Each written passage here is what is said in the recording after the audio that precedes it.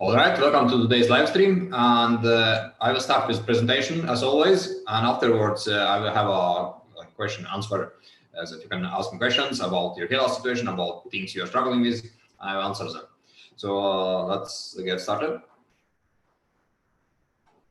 Baldness causes, effect, and treatment 2020.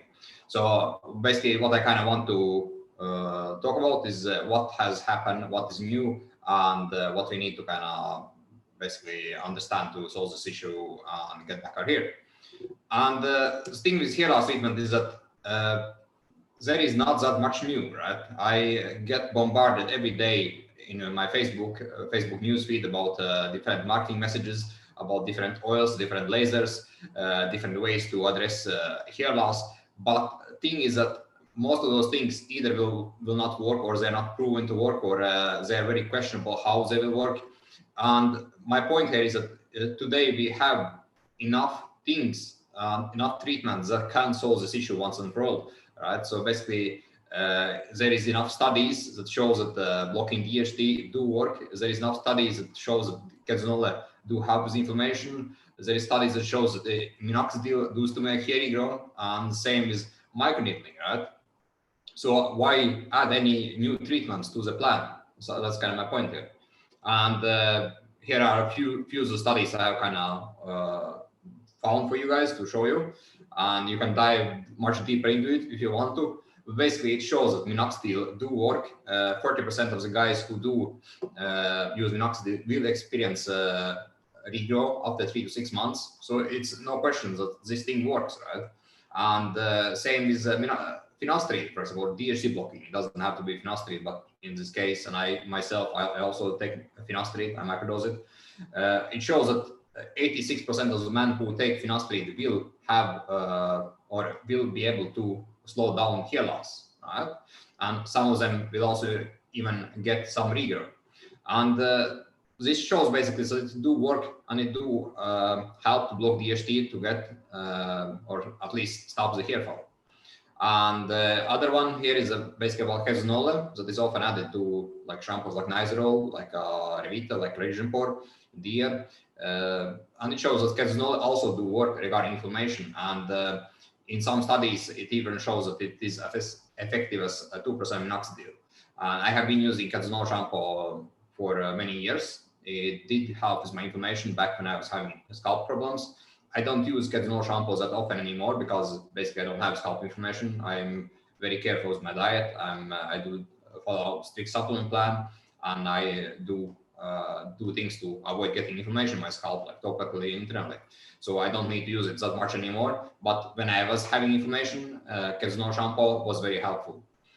And here's also basically a study regarding microneedling, and it also shows that it do work, and it increase hair regrowth significantly. So it do work. It's no question about it, right? But and there is no point to try other new methods if you have those tools. Those 4 tools is basically a foundation to get regrowth, to stop hair fall and get regrowth. But of course, there is a problem because hair loss is not just caused by DHT. And if you are having hair loss that's caused by something else, like scalp inflammation, like dermatitis, like stress, or nutrition, then blocking DHT won't help much, right? It won't address this problem. So kind of, if you have been taking DHT blocker like finasteride and you don't see any results, that basically means that there is something else that is blocking it from working, right? At least you should be able to see slow down or stopping your hair fall. But if you don't see it, that there is something else that is blocking and causing problem. And then you basically need to find out what is the problem, right? And this is what I help guys in my program, is that I help them to find out what is actually a problem, why they're not able to get results if they are using tools like finasteride or DHT blocking, or applying minoxidil or microneedling or ketonozcale shampoo, and they still are not able to get results, or the hair still keep falling out. Right? So this is kind of my foundation of the program, to find out what is actually root cause.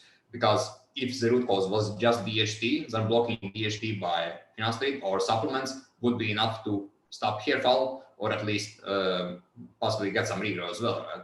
When adding minoxidil. But if that's not the case, then there is something else that is causing the problem, and it can be a combination of several factors, right? One can have a DHT problem, inflammation, dermatitis, stress, nutrition problems at the same time as well, right? So those need to be checked out one by one to actually be able to stop progression and solve it. And every hair loss treatment must be customized, right? And I have been working now with a lot of guys. I have been having 40 guys in my program so far. And the thing is that everybody has a bit different hair loss issue, right? So it's not the same problem everybody who is dealing with. There is not like everybody has DHT problem. It's not like everybody has inflammation problem and so on, right? There is several issues, and like a plan and way one address hair loss must be addressed by customizing on each individual. And how to know if hair loss treatment isn't working? And it's quite simple. Let's say if you are taking or blocking DHT internally or externally, and you don't see stopping your hair fall after 3-6 months, that basically means that there is something else that is going on there that needs to be addressed and solved before you actually can get results, right? And remember, hair loss is time sensitive, right? Because there is a time when there is no return, and you need to solve this issue as fast as possible. And what I have noticed in my case and the guys who have been in my program is that by having the right treatment, by addressing all the underlying issues, you can get back 3 to 7 years and sometimes even 10 years from a timeline. Right? Let's say if you are 30 and you started to lose hair in your 20s, then you possibly can get back the hair you had right before you start to lose hair, let's say in 20s. But let's say if you are 50 and you have been losing hair since your 20s, then getting back your hair, you will possibly get back the hair you had, let's say, in your early 30s, right? So it is still good, but it's not the same as getting back back here when you start to see hair loss and you address it right away. It is much better results than waiting a long time, let's say many decades, to possibly address this problem. And in my case, I was also quite late out. I was starting to lose my hair when I was around 18, and I didn't do anything about it until I was 23. Then I started with natural treatments, and it wasn't not before like 24 when I started to block DHT by propagation. So it was quite late, and my hair loss was very aggressive. And I will show you pictures of me before, but just to kind of give you a background here. And here is my hair in 2013 compared to now. You can see how big difference there is basically. And here's one more picture. And basically, just to show you guys what's possible if you address this hair loss from every angle, it is possible to get this kind of results, right? Because you're addressing every possible cause of hair loss, and then you are adding everything that can regrow here, right? And in my case, I use to regrow here, I used minoxidil and microneedling device or derma roller. And this one here is quite interesting because I had this bad shadow of my hairline, right? You can see that I was kind of trying to hide my hairline with on one of the sides, but you can still see that there is this shadow. And even I didn't have a, like when I was sitting there, it was my dinner table, I was sitting there and the light was not even shining my scalp, but you could still see that shadow of the hairs was kind of coming up because of I had so few of the hair in my hairline. And often what I hear is that a lot of guys kind of assume that it's not possible to regrow hairline. And after working with dozens of guys, I would say hairline is actually easiest way or easiest place to address and solve. Crown often takes much longer time than hairline to regrow hair. On the crown, it can take the double of getting hair regrow on the hairline. So this is basically my experience in my case, and also with dozens of other guys who have been in my programs. And here's my hairline back in 2011, 2012 actually. And you can see, guys, how it was okay, right? I've been on finasteride for more than 4 years at that time, but it was nowhere near where I have it now, right? You can see it is a huge difference between this hairline and the hairline I have now. And also color of the hair, it is much darker, much stronger compared to where it was in 2012. And here is one more picture, right? You can see how nicely hair can improve if you are on the right treatment. Right? They can grow out in the areas that are quite thin, and I had diffuse thinning. I was still able to recover from it. So it just shows what is possible, right? Here's one more. This is actually of me taking finasteride for almost, let's say, 8 months. You can see how nicely I was able to recover. And that time I was very happy, right? But of course, it's nowhere near what I have nowadays. Right? And basically, to make hair loss treatment work, you need to have overall approach. Right? You need to address it from every angle, as I have mentioned of my previous videos and several other times. Is that you need to find the root cause, what is actually causing your hair loss, and address it, and then you can solve it, right? And if there are some underlying conditions that needs to be managed from time to time, like allergies, or like let's say you have seasonal allergy, and it can affect here as well, because there are done studies that shows that allergies do have impact and can cause early male pattern baldness if one is having seasonal allergies or other types of allergies. So it is actually something that needs to be addressed from time to time as well, right? And this is quite an interesting picture. And basically what it shows is that my results after taking finasteride, in my case, Propecia, for almost 7-8 months. And one thing you can also notice is that my skin quality improved quite a lot after I started block DHT. Because I remember when I was having, I was losing my hair back in 2008, my skin was having like a tendency of getting acne, tendency to getting pimples, oily forehead, oily skin, like overall oily skin, and rash on my back, on shoulders. And those things disappeared when I started block DHT. And I didn't lose weight. Like this is 2008 and this is 2009, right? And I didn't lose weight. I had the same body weight. And I didn't change my diet. I did add some supplements, but nothing else was changed basically. Like that could have that big impact on my skin quality. So it basically shows that if one takes finasteride, it actually can improve or blocks DHT. Not to generally say one needs to take finasteride to block DHT, because there are natural ways to do it or topical ways to do it. But basically by doing DHT blocking, I was able to improve my quality of my skin quite a lot. And oiliness on my forehead disappeared. Acne and pimples was not a problem anymore. I remember back in 2008, 2007, I was always dealing with acne that would appear on my scalp, some random places. And it was a huge struggle, right? But since I've been blocking DHT, I have never had this problem anymore. So there is definitely connections there. And I wanted to mention benefits, not just regarding hair regrowth, but there is also other benefits regarding blocking DHT. And of course, there are several ways to do it.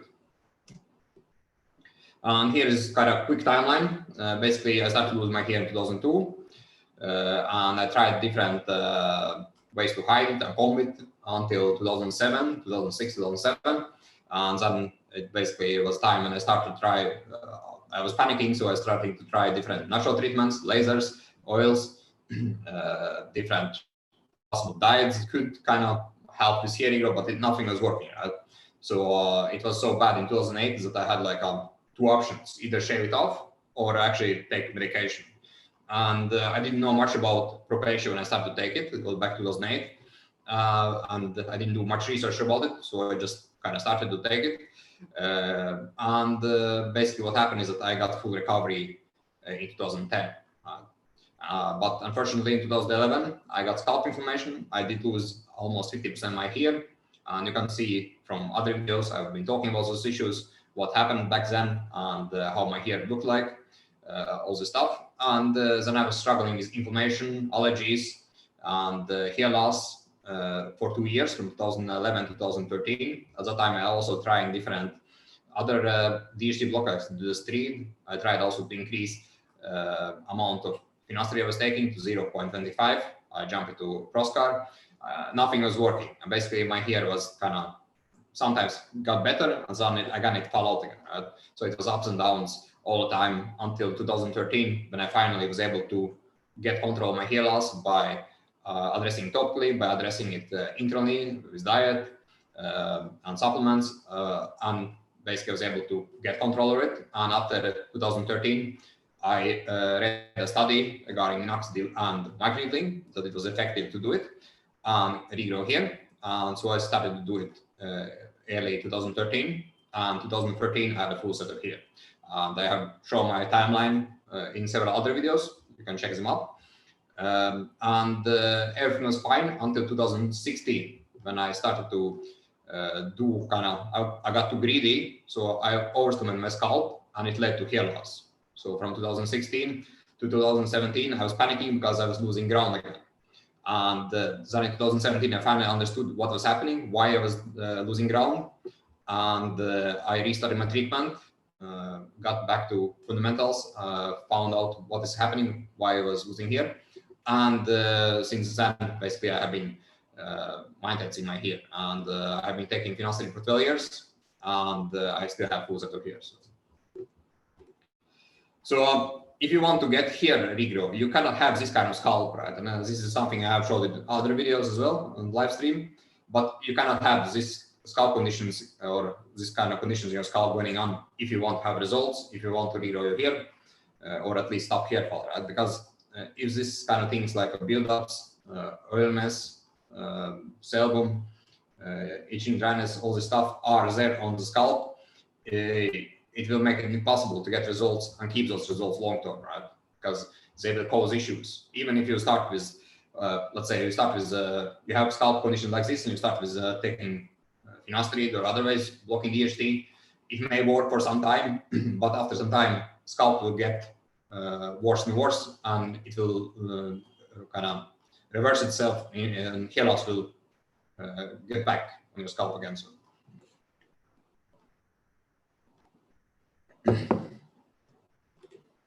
And my point here is that you need to have this kind of scalp conditions to actually be able to get results. Right? So if you want to get results from finasteride or other ways to block DHT and let's say growth stimulation, you need to have this kind of scalp to be able to do it. You cannot have this kind of scalp, right? This is kind of point. And that's why hair loss treatments don't work for us, a lot of you guys, because you may have this kind of scalp, you are not aware of it. And then you try to start to block DHT, it doesn't work. You start to apply minoxidil, it doesn't work. And it's all because your scalp conditions are not ideal, because it needs to be like this before you can actually start to do anything in your scalp. So. And what happens if you address hair loss from every angle, right? What will happen? And this is what happens, right? You are able to regrow your hair, right? You get back your hair, right? And this, you can see me a few years ago when I decided to grow out my hair long. You can see how nicely I was able to recover from it, how long I was able to grow it back.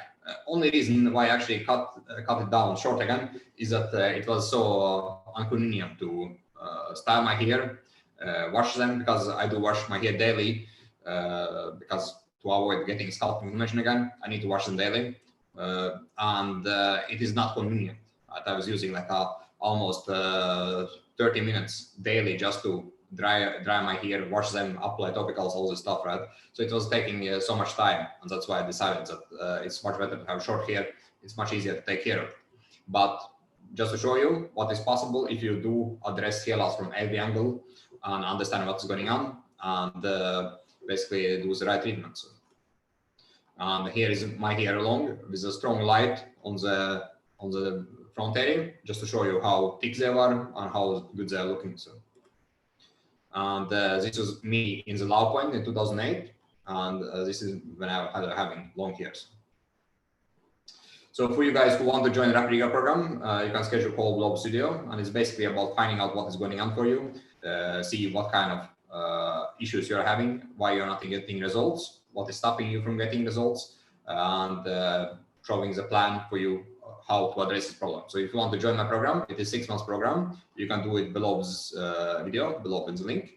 And it's basically address your hair loss issue. Plus it also shows how to be able to maintain results long term, right? So basically after 6 months, you get also maintenance plan to be able to sustain those regrowth results and become self-sufficient. So you know how to keep the hair that you have been able to gain over those 6 months. And here you can book the call below the studio. And I also will add a bonus for you guys who have been on the live stream today. I will add it on the section below this video as well, but only for you who have been live stream, right? It won't be on the YouTube afterwards. Okay, now we'll check out the questions.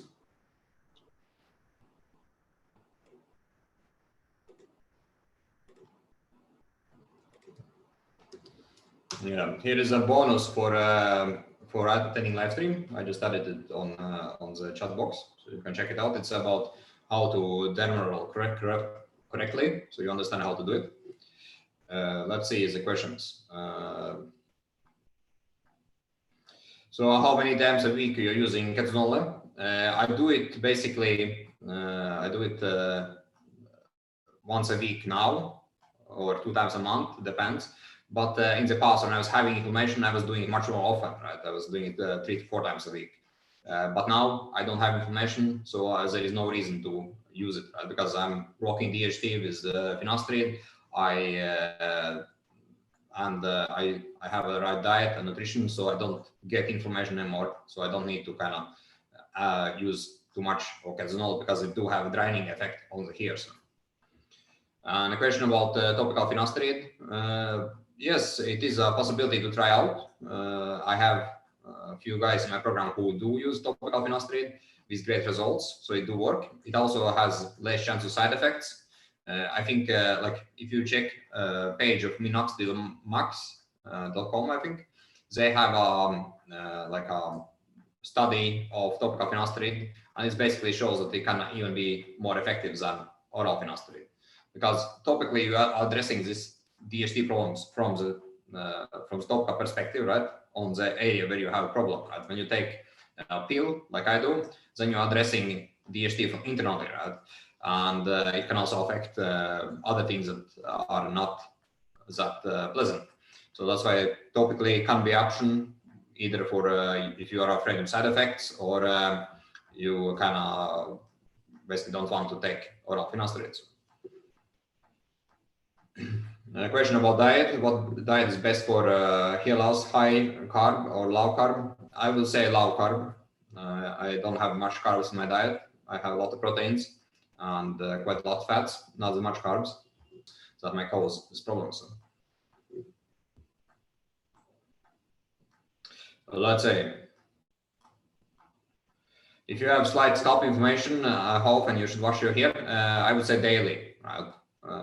Like you need to wash it daily, because scalp inflammation basically is a serious thing, and if you don't wash it daily, then it will be a problem. So you need to wash it daily. Let's see. Next one about one guy who is 22. He has been taking finasteride for 3 times a week with great results so far. That's good. No, it's like I've had the guys in my program in the past who had just taken finasteride, and they are able to regrow it all back again and stop their hair fall, and they have been able to keep this level for 3 years now, because it was 3 years ago I started my program. And as long as you basically have your hair and you're happy with it, there is no need to add minoxidil to this plan. About question about finasteride, can I take 0.2 mg each day?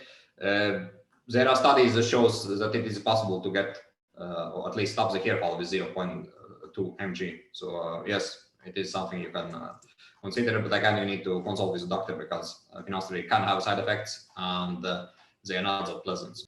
Regarding minoxidil and heart functions, no, I haven't felt anything. I do a lot of sports, and I haven't had any issues with applying minoxidil.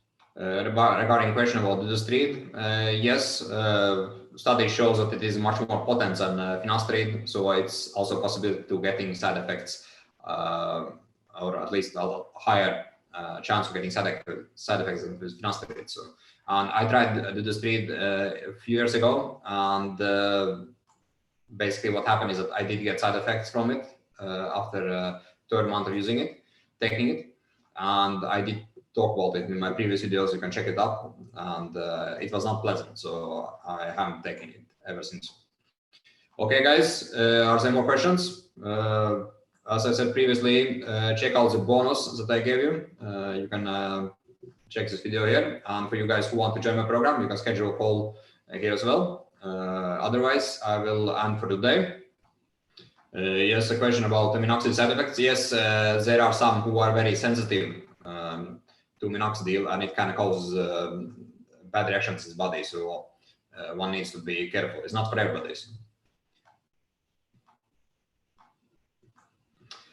Okay, guys, I will stop for today. Thanks for attending, and speak next time.